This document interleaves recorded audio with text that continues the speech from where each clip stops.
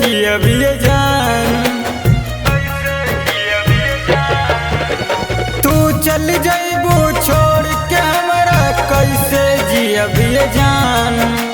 यही बतिया मोर सोच सोच के निकलत बा परान, यही बतिया मोर सोच सोच के निकलत बा परान, यही बतिया मोर सोच सोच के निकलत बा परान। माई बाप की इज्जत के सवाल बढ़ाए जान, माई बाप की इज्जत के सवाल बढ़ाए जान।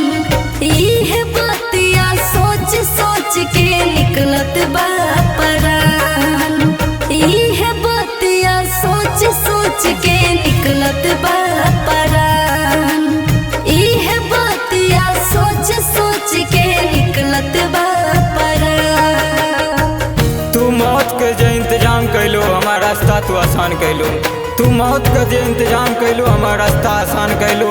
हमर दिल तो पहले से खिलाना रही, तू खेल के कौन सा बड़ काम कैलो।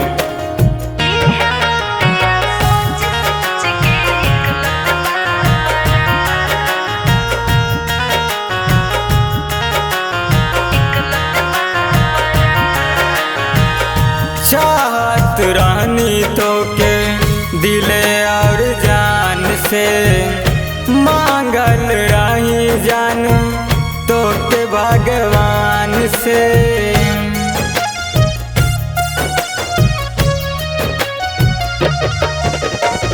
चाहत रानी तो के दिल और जान से, मांगत रही तो रखे भगवान से।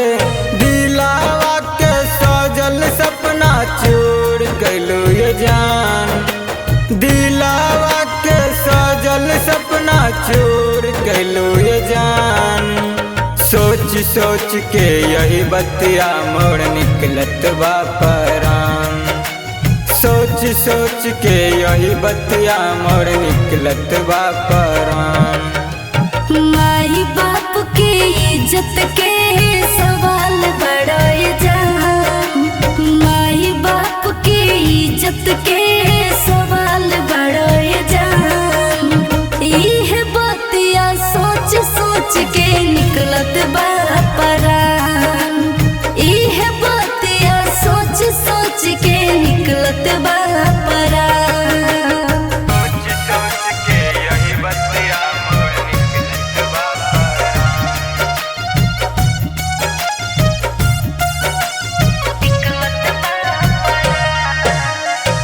भूल तू गईलो जानो बचपन के प्यार हो, तोरा बिना कैसे जी बता दाना यार हो।